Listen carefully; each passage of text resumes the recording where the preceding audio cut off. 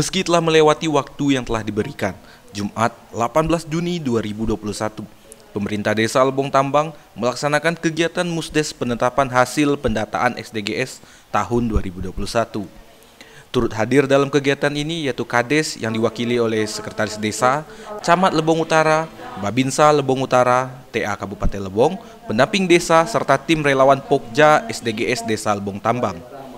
Meski sudah melewati masa waktu pendataan SDGs, akhirnya Pemdes Lebong Tambang menyelesaikan dengan baik, serta mendapatkan hasil pendataan masyarakat dengan jumlah 727 KK, serta jumlah individu 2.410 orang. Mungkin ada di dalam pendataan yang kurang jujur ya, yang kurang enak mungkin waktu pendataan Bapak Ibu sekalian ya. Mungkin ya itu adalah semua adalah tugas, temuan dan menjadi pengalaman kita semua.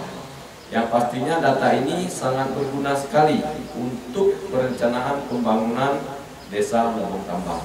Selama masa pendataan, ketua peserta tim Pokja mengalami beberapa kendala, seperti kurangnya kejujuran pada masyarakat, serta sering errornya aplikasi SDGs untuk mengupload data SDGs.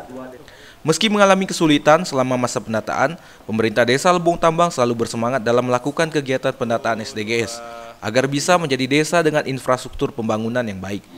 Wilayah sini ya, nanti kita akan soundingkan. Nah, kalau di sini mungkin Melpa ya. Sudah mungkin dia nggak pernah mau datang ke desa gitu. Ya, nanti saya akan panggil. Ya, saya akan panggil di kecamatan, kita minta seluruhnya. Setiap desa di wilayah di Lebong Utara nanti ya kita ambil dan kita akan soundingkan bersama ya. Dari lokasi, Andika Manganang, Lebong TV melaporkan.